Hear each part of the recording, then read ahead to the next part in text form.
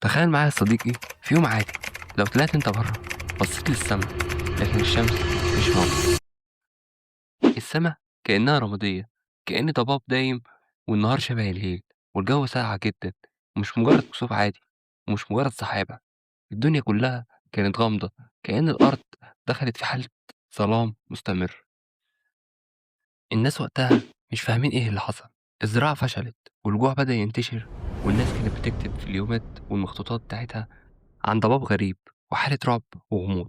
حتى المؤرخين الكبار وصفوا إن الشمس بقت ضعيفة جدا، كأنها مجرد قرص باهت، وكأن النهار اختفى. والأغرب إن الظلام ده استمر لمدة سنة تقريبا، ومعاه شتاء غير طبيعي وأحداث جوية غريبة، حاجات الناس ما شافتهاش قبل كده.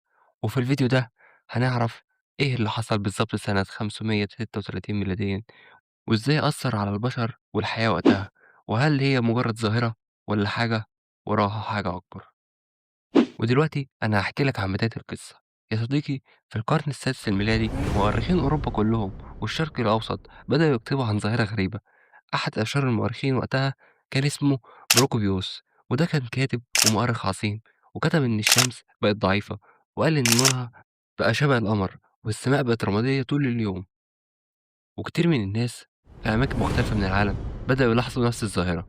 والمؤرخ بروكيوس كتب إن الشمس بقت باهتة، وقال إن ضوءها بقى ضعيف لدرجة إن أنت تقدر تبص عليه مباشرة من غير ما تأذي عينك. وكان وصفه مرعب شوية. قال إن الشمس بقت شبه القمر في ضوءها، وإن السما طول اليوم بقى لونها رمادي، لكن الغموض ما وقفش لحد هنا. في سجلات قديمة في الصين المؤرخين كتبوا إن النجوم بقت تظهر في وضع النهار، وفي أوروبا المزارعين لاحظوا إن المحاصيل بدأت تموت. القمح ما كانش بينمو، والفواكه اختفت تقريبًا، وبسبب ده المجاعات بدأت تنتشر في العالم كله، والطقس كمان اتغير بطريقة غريبة. درجات الحرارة نزلت بشكل مفاجئ، وبعض المناطق نزل فيها تلج في الصيف. الناس وقتها ما كانش عندهم تفسير، البعض افتكر إن دي نهاية العالم، والبعض آخر افتكر غضب من السماء. لكن الحقيقة إن العالم كان بيمر بحدث غامض جدًا، حدث بيسميه العلماء الشتاء البركاني ل536. ودي ظاهرة نادرة حصلت لما امتلأ الغلاف الجوي بكمية كبيرة من الرطوبات والغبار. الرماد ده منع ضوء الشمس من الوصول لكوكب الأرض. لكن السؤال الحقيقي كان إيه اللي ملأ السماء بكل الرماد ده؟ هل هو ثوران ضخم؟ هل هو ثوران بركاني؟ ده اللي هنشوفه. والمفاجأة إن العلماء اكتشفوا الإجابة بعد أكتر من 1400 سنة. العلماء بيقولوا إن السبب الأساسي إن حصل بركان هائل جدًا، ممكن يكون في دولة أيسلندا أو أماكن تانية على الكرة الأرضية. الثوران ده أطلق كمية ضخمة جدًا من الرماد والغازات في الغلاف الجوي. الرماد غطى الشمس فخف ضوءها جدًا، لدرجة إن النهار بقى شبه الليل في مناطق واسعة. وكان في سلاسل من الثورات البركانية الضخمة حصلت في أماكن مختلفة كبيرة حوالين العالم.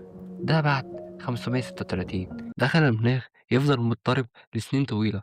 وبعض المؤرخين أطلقوا على الفترة دي أصعب وقت عاشه البشر في آخر 1000 سنة.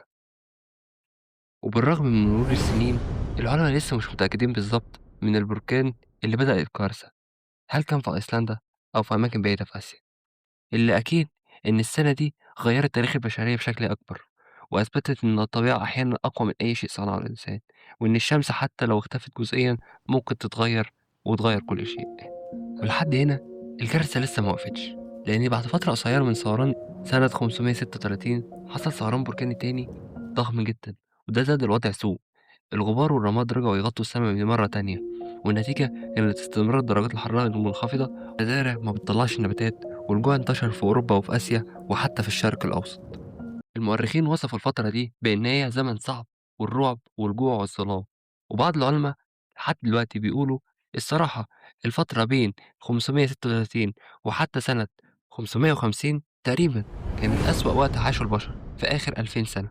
وفي الوقت ده البشر واجهت ظلام شبه دائم، ومجاعة واسعة النطاق، واضطرابات اجتماعية وحروب صغيرة، ومناخ غير طبيعي خلى الحياة صعبة جدا. وفي الفترة دي بعض الحيوانات ما قدرتش تتأقلم مع البرد الشديد، بعضها مات، وفي بعضهم هاجر لمناطق تانية، والسلسلة الغذائية اتأثرت. ودي تأثير كبير على الحياة البرية. وكمان المناخ فضل مضطرب لسنين طويلة بسبب الثوران البركاني التاني. بعد كده الأرض دخلت في فترة من أبرد وأصعب الفترات في تاريخ الحدث القديم. ومن هنا يا صديقي سنة 536 ميلاديا اللي حصل فيها مش مجرد حدث عادي، ده كان درس كبير للبشرية كلها. السماء اختفت، والجو بقى ساقع جدًا، والمحاصيل فشلت إن هي تنمو، والحيوانات اتأثرت، والناس جاعت وماتت، وكل ده بسبب ثوران بركاني ضخم جدًا غطى الشمس بالرماد. والأغرب إن الكارثة ما وقفتش عند مرة واحدة، حصلت ثوران بركاني تاني، والمناخ فضل مضطرب لسنين طويلة، وده خلى فترة 536 لحد 550 ميلاديًا تقريبًا أسوأ فترة عاش فيها البشر.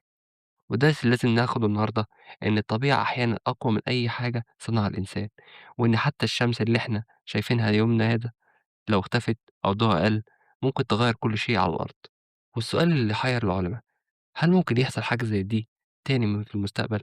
وهل البشر هيبقوا مستعدين لو حصلت؟ ما تنساش لو عندك رد على السؤال ده يا ريت تكتبه في comment.